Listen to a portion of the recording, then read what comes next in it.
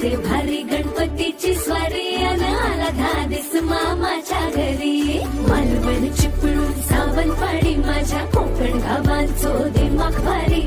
दिसते भारी गणपतीची स्वारी माझ्या कोकणा वाटे तुम्ही वलवा गाडी. धमाधमान हाका गाडी माझ्या कोकणचो रस्तो नागमोडी. वारी नयवा पशी नयवा नाही तर सुसाट आगीन गाडी. मुंबई पुण्याचे रस्ते सोडा माझ्या कोकणा वाटे तुम्ही वलवा